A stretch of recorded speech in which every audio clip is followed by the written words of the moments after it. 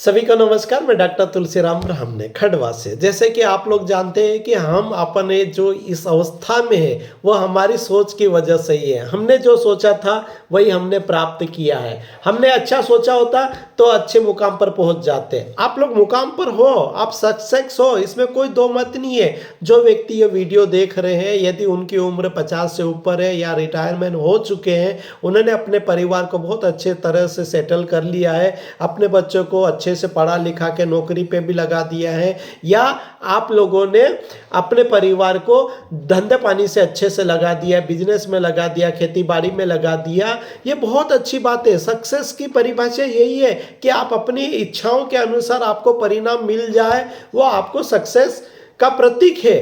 किंतु हमें कहीं ना कहीं इस बात पे भी सोचने का, विचार करने का, मंथन करने का समय देना चाहिए।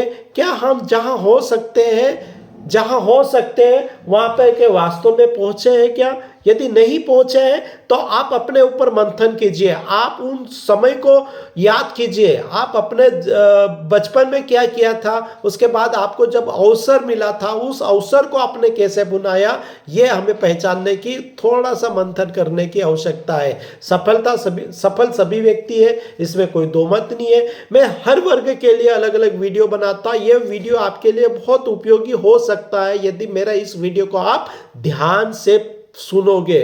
यदि मैं कहीं जाता हूं और मुझे कोई सामान लेना है, सामान भी ऐसे मान लो उदाहरण के तौर पे कपड़े लेना है, और कपड़े लेने के लिए मैं यदि दुकान देख के वापस मुड़ जाता हूं या दूसरी दुकान ढूंढता हूं जो मेरे बजट के अनुसार है, तो कहीं ना कहीं हमारी प्रोग्रामिंग गलत हुई है। यदि मैं वस्त्र माल में जाता हूं, किसी बड़ी दुकान में जाता हूं, वहां पर एक टैग लगा रहता है, टैग के ऊपर एमआरपी लिखा रहता है, और एमआरपी को देखकर उस सामान को वापस रख देता हूं, तो कहीं ना कहीं हमारी प्रोग्रामिंग में मिस्टेक हुई है।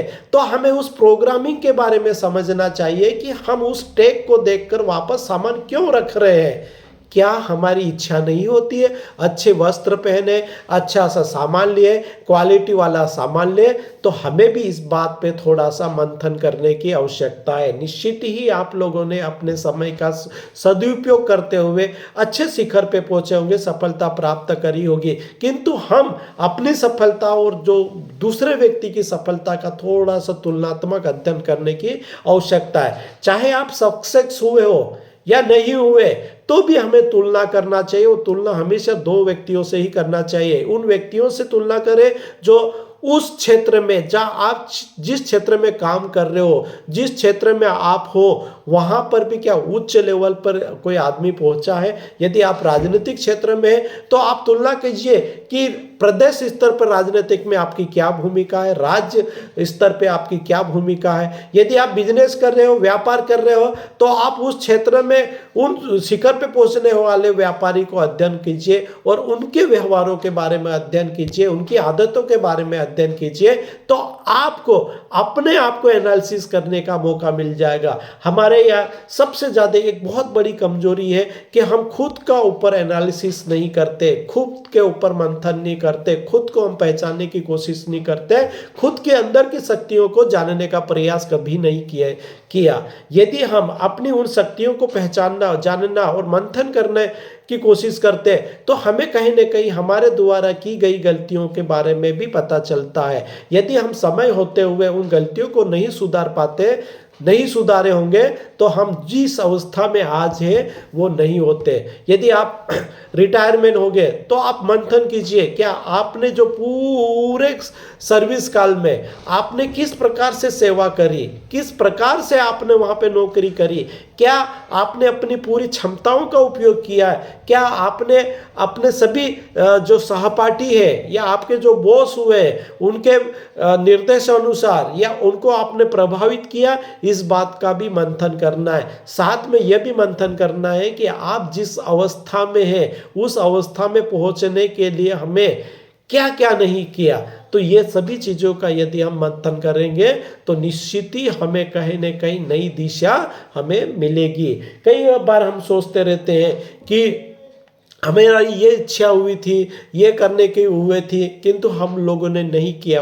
पर एक बात का ध्यान रखना, मैं अपने प्रत्येक वीडियो में, बहुत सारे वीडियो में एक बात बताता हूँ, किस्मत की परिभाषा बताता हूँ। किस्मत वो प्लेटफॉर्म होता है जहाँ पर मौके गुजरते रहते हैं, हमने उस मौके को कैप्चर नहीं किया और हमें जब बाद में पछतावा होता कि काश मैं ये कर लेता। ये काश वाला शब्द ऐसा शब्द होता है जो जिंदगी में पछतावा का प्रतीक होता है। तो आपकी उम्र में, बाद में जब आपकी उम्र 50 साल से ऊपर हो जाए, तो ये कभी भी ये शब्द आपके दिमाग में न आए कि काश मैं ये नहीं कर पाया। क्यों नहीं कर पाया? देखो,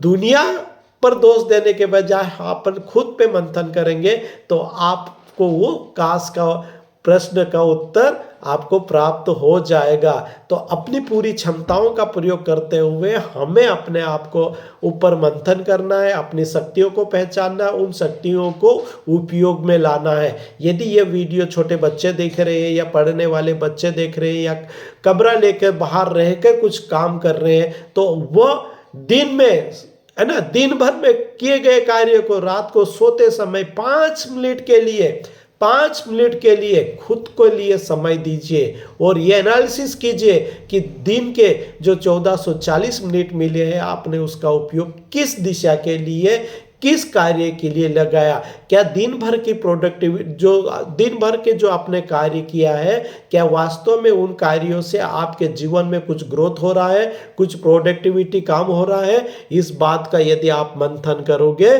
तो आने वाले दिन में आपने जो दिन भर समय जो अनावश्यक कार्य में लगाया है, जो बिना प्रोडक्टिविटी के लिए लगाया है, आने वाले दिन में वो सुधार होगा। और ये धीरे धीरे धीरे धीरे धीरे धीरे धीरे आप ये आदत डालोगे तो एक दिन आप उस शिखर पे पहुंच जाओगे जो आपके बचपन के सपने हैं, बचपन की इच्छाएं, आपके माता पिता के सपने, वो सभी पूरे हो जाएंगे। अब आवश्यकता है कि इस डिस्ट्रैक्शन वाली दुनिया में चारों तरफ आपके पास तनाव आ रहे हैं, तो उस तनाव से बाहर निकलने की भी हमें आवश्यकता है। और उस तनाव से आप तभी बाहर निकल पाओगे जब अपने आप पर आप मंथन करोगे। मेडिटेशन जो कहा जाता है, बार बार कई टीवी चैनलों के माध्यम से, कई संत महात्माओं द्वारा कहा जाता है कि मेडिटेशन कीजिए, मेडिटेशन कीजिए। मेडिटेशन का अर्थ यह नहीं होता कि आप कहीं जंगल में जाकर ध्यान करो। मेडिटेशन का अर्थ होता है शाम को सोने से पहले 5-10 मिनट खुद के लिए भी लगाइए और मंथन कीजिए। यही मेडिटेशन होता है। एकाग्रता में बहुत बड़ी शक्ति होती है। एकाग्रता के माध्यम से ही कोई भी कार्य सफलतापूर्वक किया जा सकता है। पढ़ने वाले विद्यार्थियों के लिए एकाग्रता बहुत जरूरी है, क्योंकि यदि आप एकाग्रता नहीं होती है तो आप कोई भी विषय को याद नहीं कर सकते, कोई भी टॉपिक को याद नहीं कर सकते। और एकाग्रता लाने के लिए खुद के ऊपर मंथन करना, खुद के ऊपर ध्यान देना, खुद की शक्तियों को पहचानना बहुत जरूरी है। यदि ये मेरा वीडियो आपको बहुत अच्छा लगे तो शेयर जरूर कीजिए, लाइक जरूर कीजिए और जितना हो सके आप सब्सक्राइब कीजिए। सब्सक्राइब करने में कभी भी कंजूसी ना करें, क्योंकि सब्सक्राइब और मैं इतना कहकर मैं अपनी बात यहीं खत्म करता हूं। नमस्कार।